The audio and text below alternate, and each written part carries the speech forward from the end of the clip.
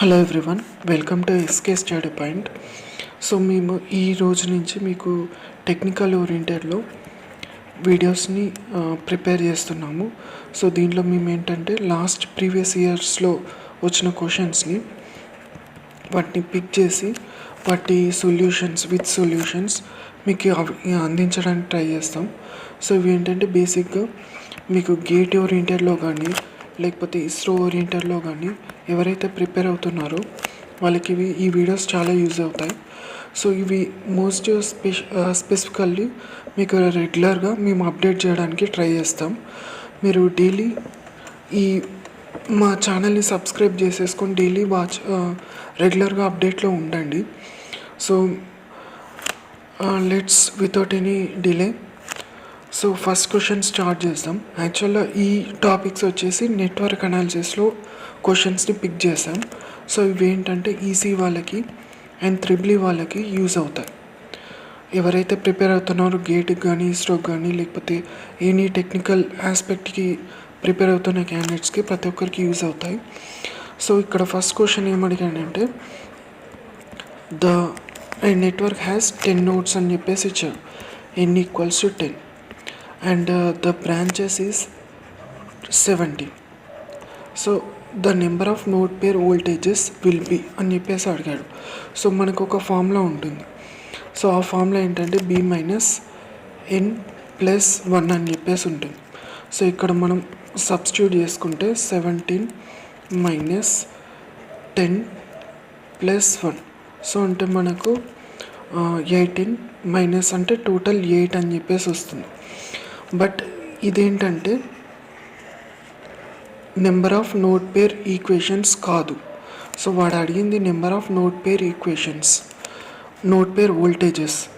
So but మనకి ఇక్కడ నుంచి వచ్చేది ఏంటంటే number of node equations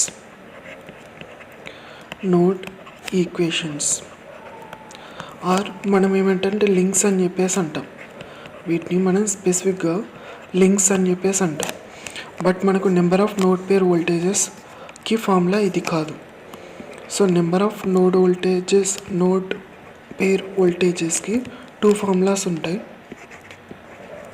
number of node pair voltages so ఒకటి ఏంటంటే n × n-1/2 ఇదొక ఫార్ములా. అండ్ ఇంకోటి ఏంటంటే NCR. ఓకే, సో ఇక్కడ 2 ఎందుకు మనం రాస్తున్నామంటే ఇక్కడ మనకు పేర్ అంటే 2 అని చెప్పేసి అవుతుంది. సో ఇక్కడ మనం సబ్స్టిట్యూట్ చేసేసుకుంటే number of nodes = 10. So 10 × 9/2 so which is nothing but 45. So దీన్ని మనం ఎన్సీఆర్లో కూడా సబ్స్టిట్యూట్ చేసుకోవచ్చు. ఇక్కడ R అంటే మనకు నెంబర్ ఆఫ్ ఎలిమెంట్స్. సో ఇక్కడ పేరు ఉన్నాడు కాబట్టి R వాల్యూ కంపల్సరీ 2 అని చెప్పేసి ఉంటుంది. సో కాబట్టి 10C2. సో దీన్ని సాల్వ్ చేస్తే 10 ఫ్యాక్టోరియల్ / 2 ఫ్యాక్టోరియల్ × 8 ఫ్యాక్టోరియల్. సో దీన్ని ఫర్దర్గా సింప్లిఫై చేస్తే 10 × 9/2 అని చెప్పేసి వస్తుంది. ఆన్సర్ 45 అని చెప్పేసి వస్తుంది. సో మనకు బోత్ ఆన్సర్స్ సేమే వస్తాయి. Okay, moving on to the next question. What is the value of swords voltage? So ఇక్కడ మనకు resistor, inductor, capacitor. So resistor, capacitor, inductors 3 సిరీస్లో ఉన్నాయి. What is the value of swords voltage, supply voltage ఎంత అని చెప్పేసి అడిగాడు. So ఎప్పుడైనా మనకి ఇక్కడ ఇండక్టర్, కెపాసిటర్ అని చెప్పేసి ఉన్నప్పుడు మనం ఫేజర్స్ని కన్సిడర్ చేయాల్సి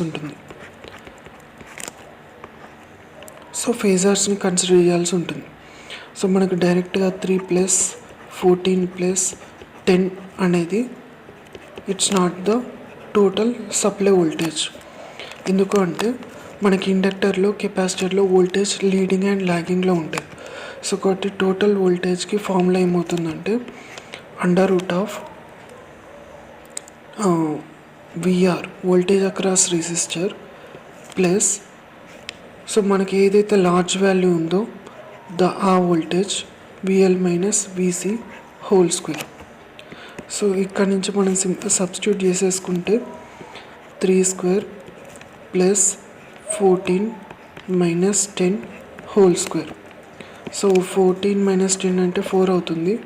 సో అప్పుడు 3 square plus 4 square which is nothing but 16 plus 9 25. 16 plus 9 25 which is nothing but 5 volts. So Vs equals to 5 volts.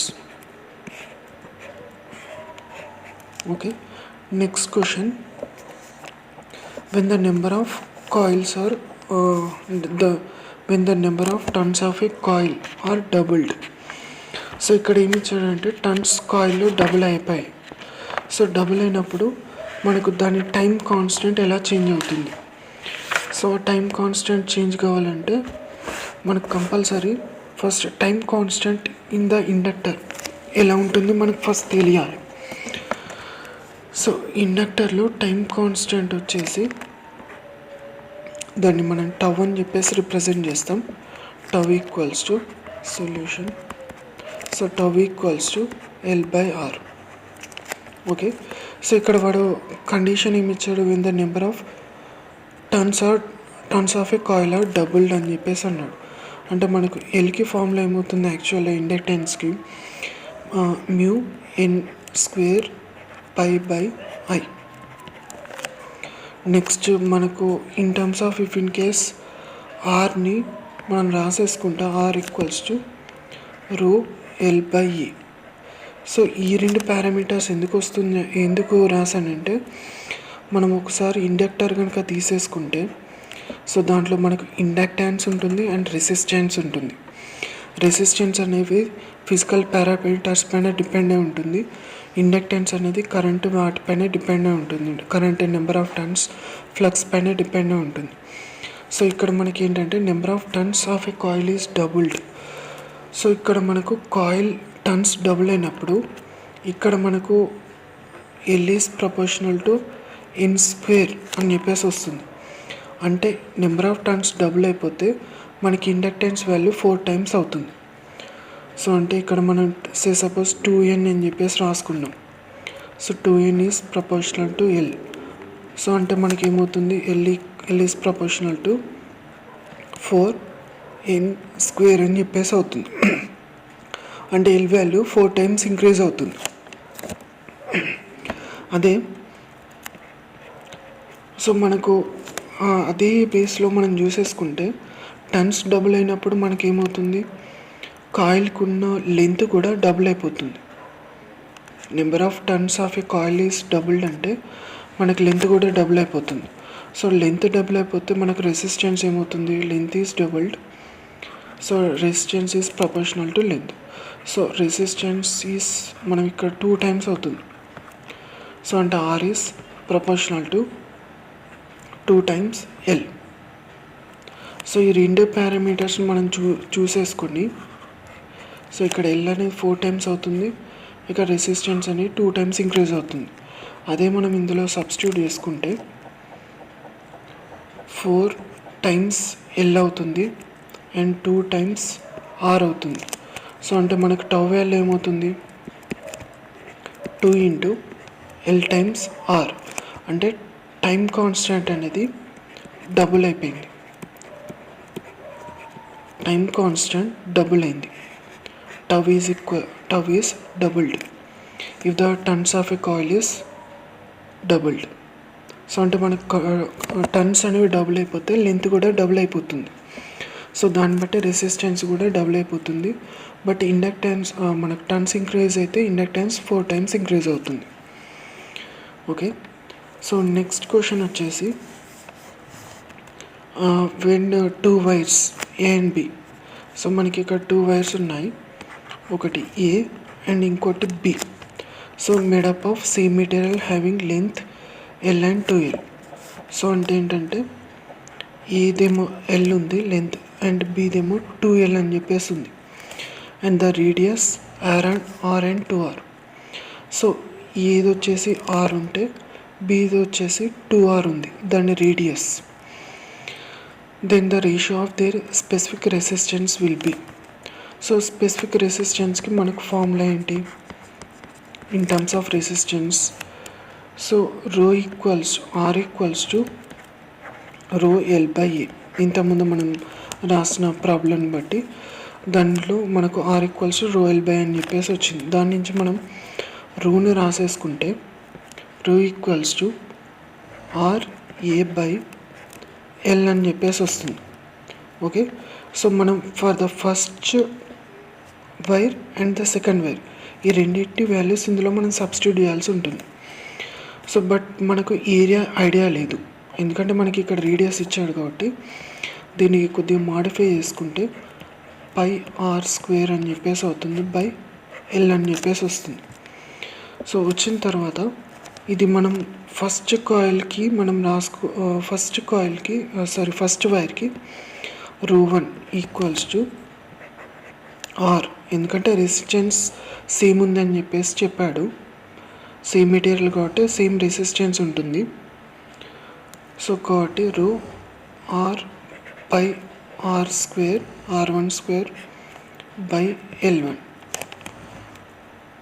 Okay, so ఇది ఫస్ట్ వైర్కి. సెకండ్ వైర్కి ఏమవుతుంది? Rho 2 equals to R by R2 square by L2.